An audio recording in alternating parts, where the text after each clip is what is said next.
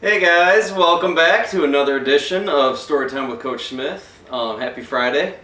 Hope you guys are doing good. Today I have an awesome book I'm going to read you guys. And this week I'm going to read you a book called There's a Zoo in Room 22.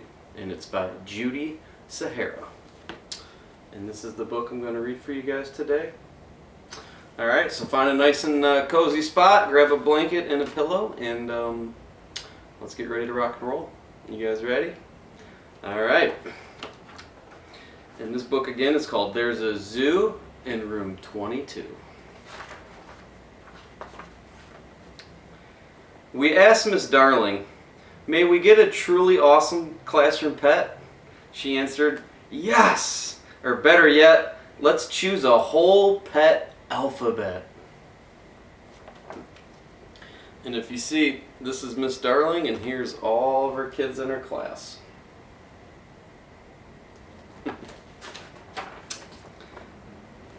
And first, Amanda Anaconda. Amanda Anaconda is our pet for letter A. We think Amanda's wonderful in every single way. She's nicer than an aardvark, or an ant, or armadillo. And at story time, each one of us can use her as a pillow. And this is Amanda Anaconda. You guys see? She's a big snake.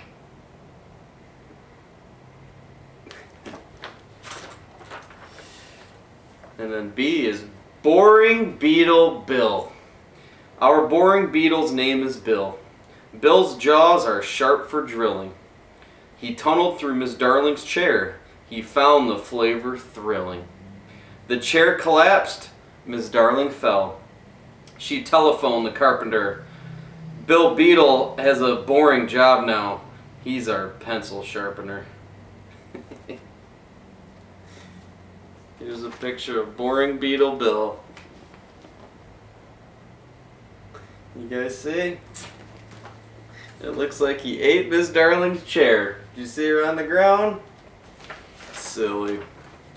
Okay, next is, for C, is Claude the cat. Presenting Claude, our classroom cat, the famous feline acrobat.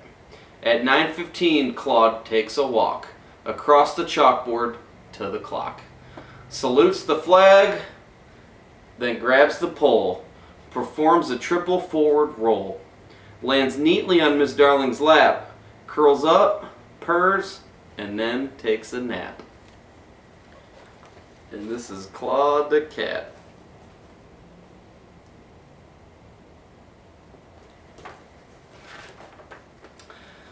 And for D, our dog Doug. Do you think this is a rug? Nope, it's really our dog Doug. He lets us roll him like a log. Doug's a very lazy dog. For exercise, he snores and slobbers, kind of like some of you guys. I'm just kidding. Doug would never frighten robbers. He couldn't even catch a slug. What our dog, Doug, does best is give big hugs.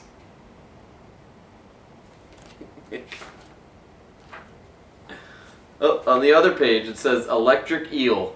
Please don't ask to feel our electric eel, because if you bug him, we cannot unplug them. So here's the picture. Here's the dog Doug. He's just hanging out in the middle, and then here is the electric eel. And if you touch him, you get shocked, like bzzz, like that. You guys see the dog Doug right here, and here's the eel.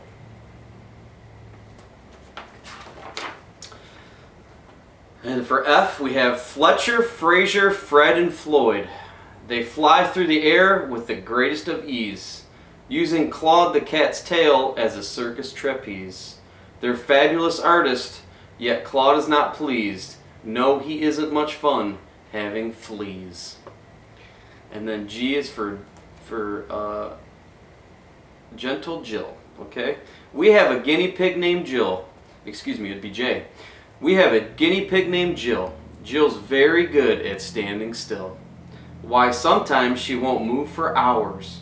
Who to guess that she has superpowers?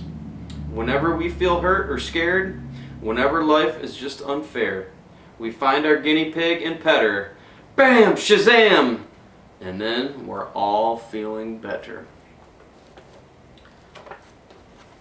And fleas are like little bugs that live on cats and dogs. These are like little fleas. You can only see them with a magnifying glass. So you got to get really close. And then this is a picture of the guinea pig named Jill.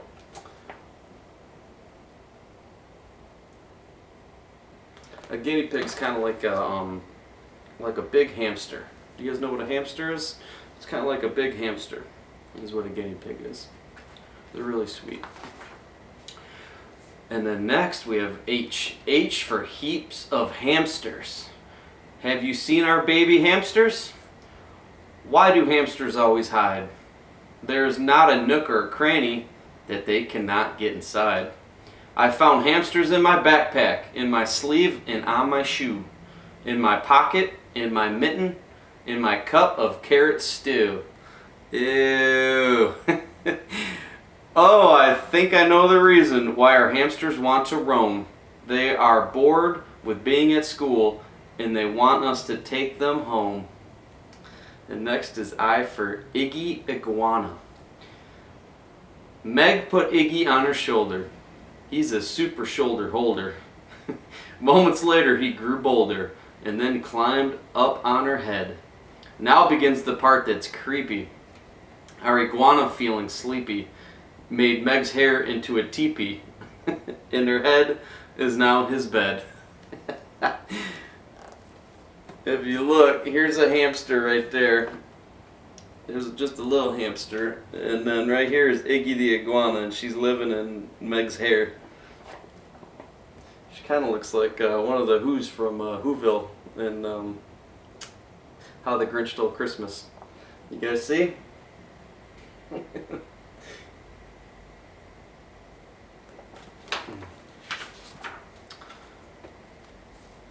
Next is Return to Sender Jaguar Rundy.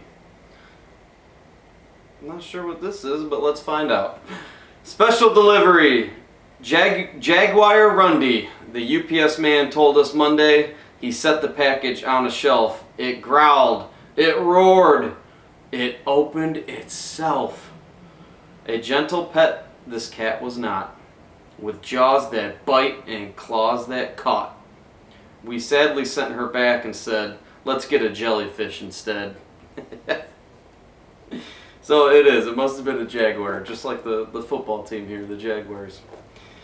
Next is K, and that's Katie.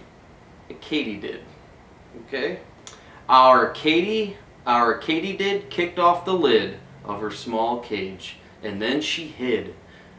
We hear her singing, Katydid, did Katie, Katie did. Katie chirps the whole day long. We're awfully tired of her song. She won't stop singing, Katydid, did Katie did. Now when Miss Darling says, confess, who broke that rule? Who made this mess? Then every kid sings, Katie did Katie did. I'm thinking from what I'm thinking as a katydid is a grasshopper. So do you guys know what a grasshopper is? You can hear them at nighttime when they're chirping. So if you look, this is a katydid. It's kind of like a grasshopper. And this is a jaguar, which is like a big cat that lives in Africa. This is the cat in the box that they sent away. And here's a picture of the grasshopper. You guys see? Lunchbox lemur. There's a lemur in my lunchbox. My banana's just a peel. And my candy bar's a wrapper. This is not a Happy Meal. There's a lemur in my lunchbox, and I do not want her there. She left me half a sandwich. It was nice of her to share. You guys see the lemur? There's the lemur eating all the sandwiches for the kids, eating all the food.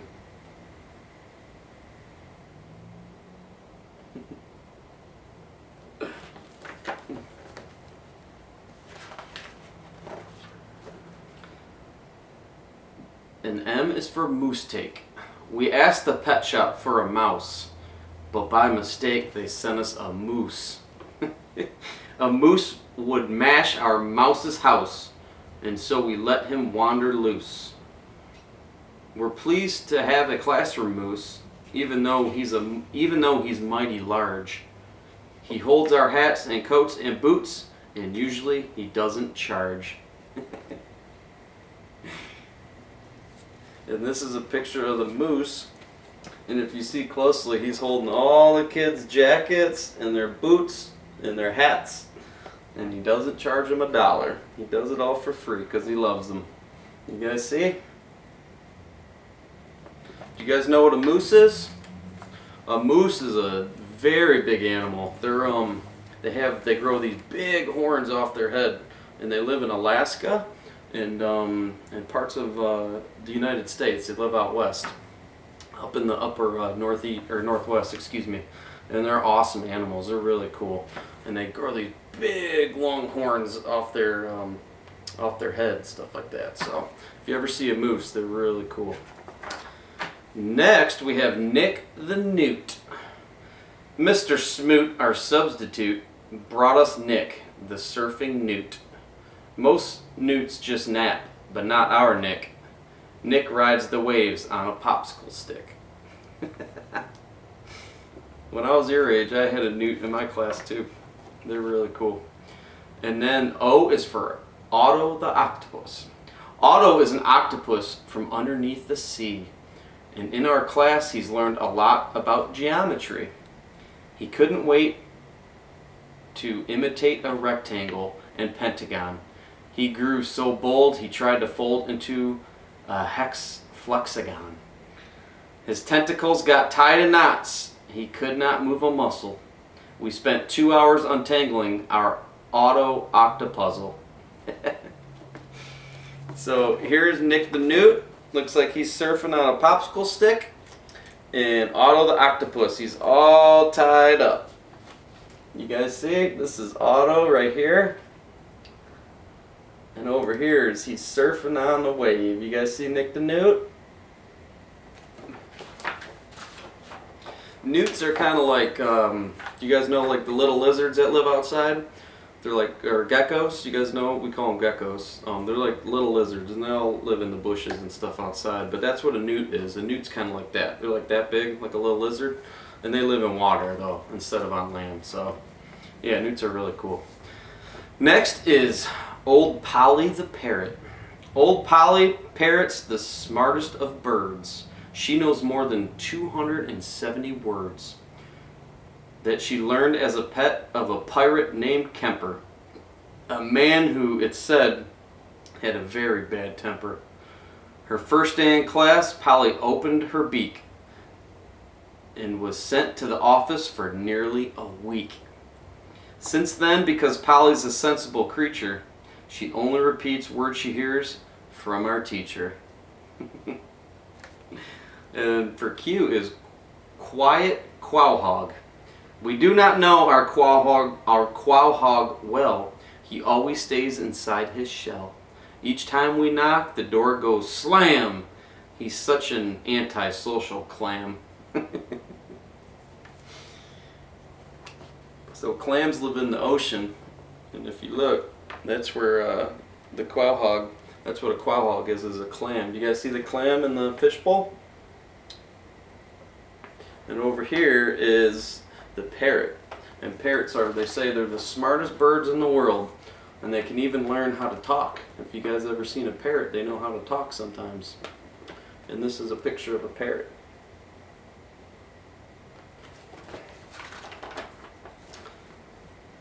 And then R's for our rat, Rolf. Our Rolf's a laboratory rat. No rodent could be wiser.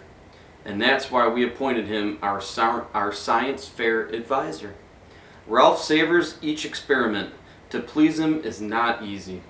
And if you wish to win first prize, your project must be cheesy. Scarlet Snake, that's for S. Scarlet Snake is feeling scummy, and she has a tummy ache.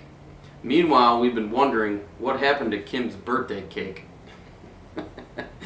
So it looks like Scarlet the Snake ate Kim's birthday cake, and now she has a big tummy ache. Oh!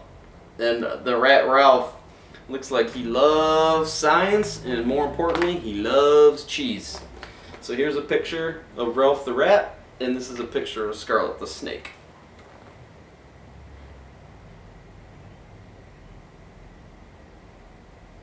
You guys see?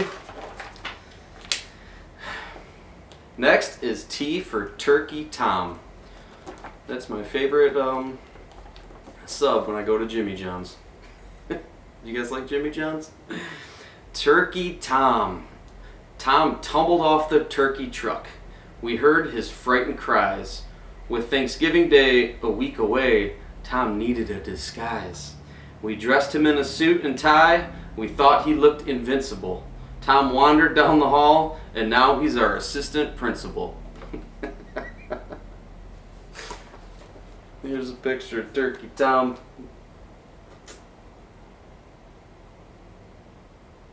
Is Turkey Tom going to be your PE teacher next year? Coach Tom. Next is U for Umbrella Bird. Don't say a word. Don't say a word. Don't startle our umbrella bird. This bird's so wide, this bird's so flat. Miss Darling wears him as a hat. Please don't give this bird a scare. He might fly off and pull her hair. Looks like they're on the bus, and the bird's, he's living in Miss Darling's hair if you guys see closely. Do you guys see?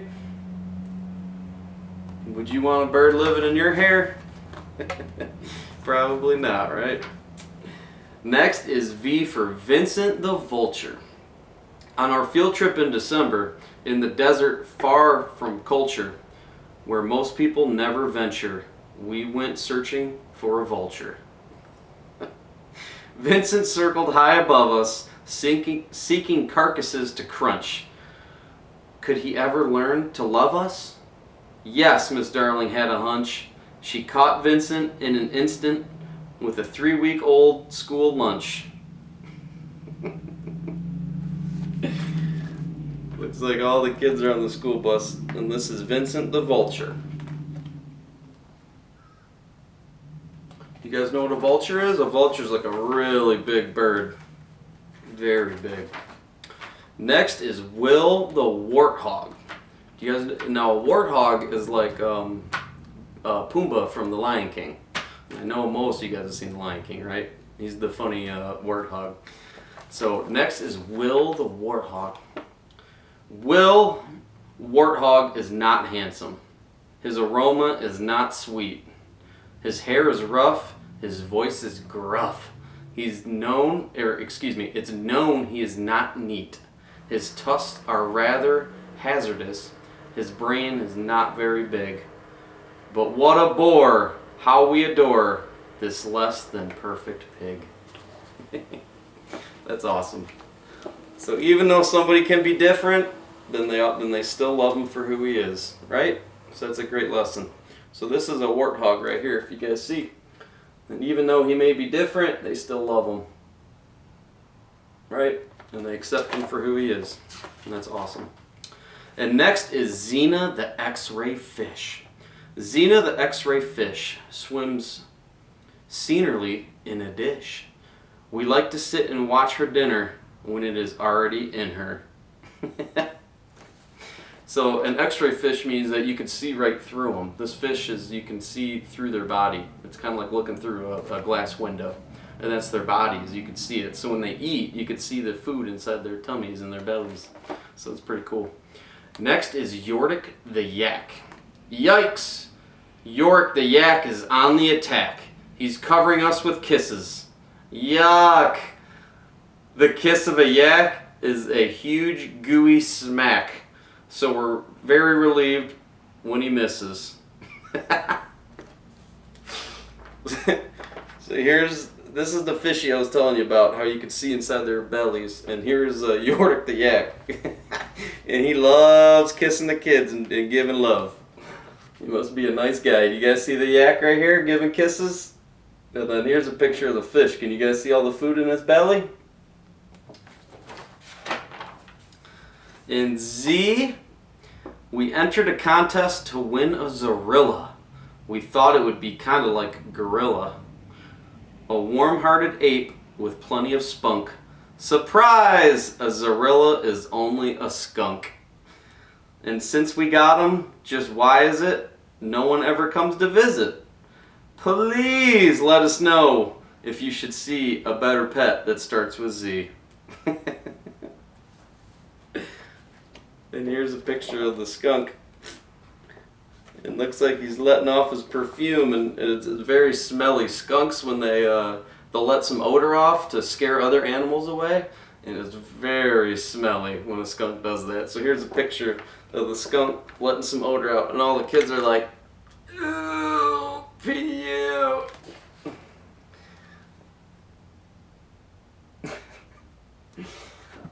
And that is the end. Hopefully you guys liked it. So again, this book was called There's a Zoo in Room 22, and it was by Judy Sierra. Okay? So I hope you guys loved it. I guess they got a whole bunch of awesome class pets, and they're all happy, and yeah, hopefully you guys enjoyed the book. I know I did. Thanks for coming back, and thanks for watching, and I love reading to you guys, and I'm going to do it again next week for you. And I hope you're being safe out there. I really miss you guys, and I can't wait to read to you again, okay? So hopefully you guys have a great week, and I'll see you soon. I miss you guys, okay? Boop. Bye, guys.